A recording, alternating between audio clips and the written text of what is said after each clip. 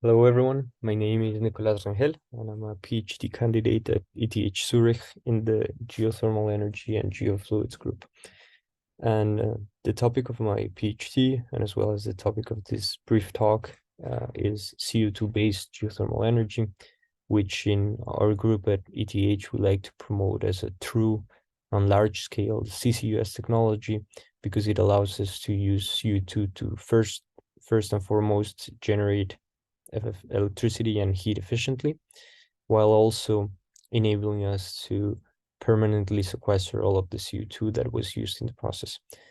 So in order to introduce this technology, here I list the motivation behind it, and it's that we all know that the geothermal energy potential is enormous. However, in those geological settings in which geothermal energy has proven to be not as easy to implement, we have to do something in order to improve the heat to power efficiency and overall decrease cost in order to really fulfill the potential of geothermal energy. And one potential solution to do this is to replace the water or the brine that exists in the geothermal reservoir, or that is being injected into the geothermal reservoir, and use CO2 instead.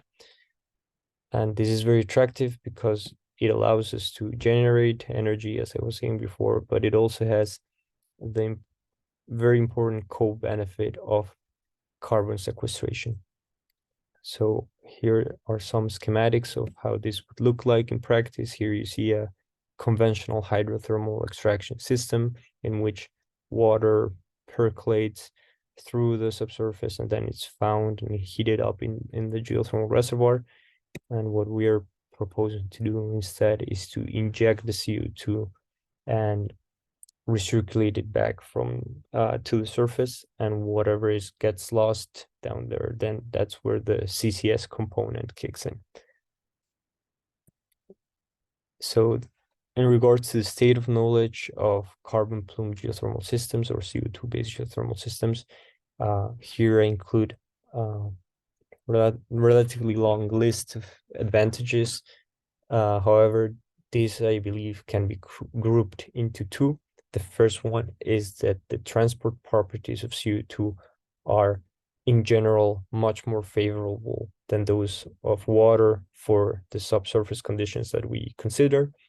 And the trade-off, of course, if some of you are familiar with this topic, is that the thermal properties of water are usually better than those of CO2. However, as you can see here by the plots, the fact that we have a much higher mobility ratio of CO2 to water allows us to have a much larger mass flow rate of CO2 compared to that of water or brine.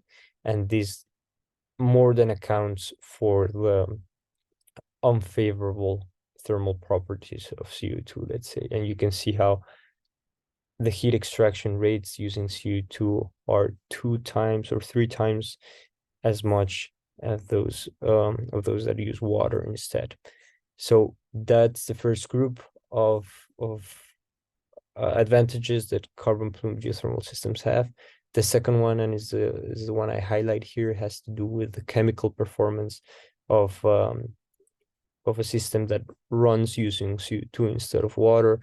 And this is that we have reasons to believe that since dry CO2 is not a powerful solvent of inorganic materials such as rocks, then we would have less issues and less maintenance problems operating a system using CO2.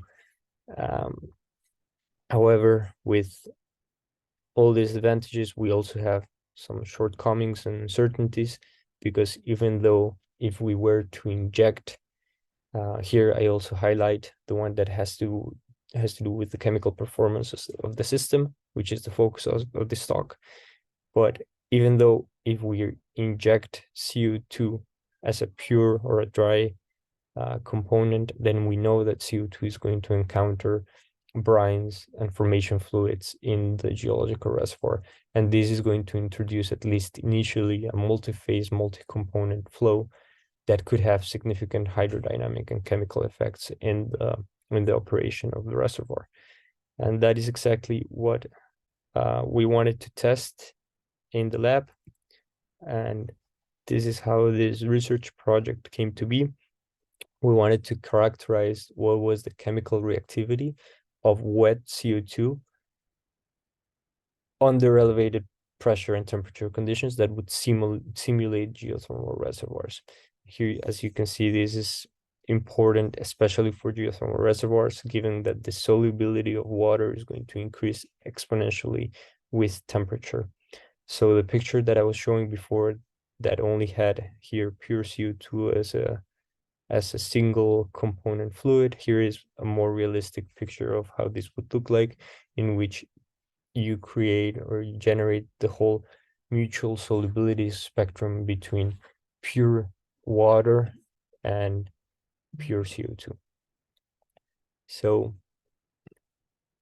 in regards to the methods, in order to test the hypothesis that a system that runs with CO2 and not water is going to be less problematic than one that uses water, even though we have the generation of this water saturated or water saturated CO2 or wet CO2. We went to our GG lab here at ETH Zurich and we conducted long-term batch reactions. Here you can see the experimental parameters. You can see the pressure and temperature that we considered. The experiments roughly lasted 3 weeks. And what we did was to use 2 batch reactors at the same time in order to simultaneously investigate different lithologies that would, in this case, be 1 reservoir rock and 1 cap rock in Switzerland that are being targeted for either CCS or geothermal energy deployment. So in a nutshell, what you can see here is that we had the 2 rock samples being separated by a titanium mesh. And while in here in blue, you have water, in green, you have CO2. And once we start increasing the pressure and the temperature in the system, then the water would vaporize into the CO2, creating the wet CO2. And then it is the wet CO2, the one that is interacting with the rocks during the 3 weeks that the experiment lasted. Unfortunately, in the sake of time, I won't be able to go through all the results and all the analysis that we performed for this experiment, because since we wanted to capture absolutely everything that changed between the before and after of the experiment, we did XRD, XRCT scans, we also did SEM imaging, and we also characterized the composition of the effluents. If you're interested in getting to know the whole breadth of analysis that we conducted, I'm more than happy to have a chat during the poster session. But just to here provide some overarching conclusions of our results, we see that the comparison of the pre and post-experimental analysis reveals that fluid, as expected, the fluid minerals interactions that involve CO2-rich fluids are less severe than those that are caused by aqueous-based solutions. So this confirms our hypothesis that operating a CO2-based energy system is going to be less problematic than one that runs with water. However, an interesting finding of this experiment was that we still saw how wet CO2 can dissolve and transport ions out of the system. So this dissociation that is caused by the gaseous phase, the wet gaseous phase, is also an interesting finding of this experiment, and one that we believe warrants further investigation.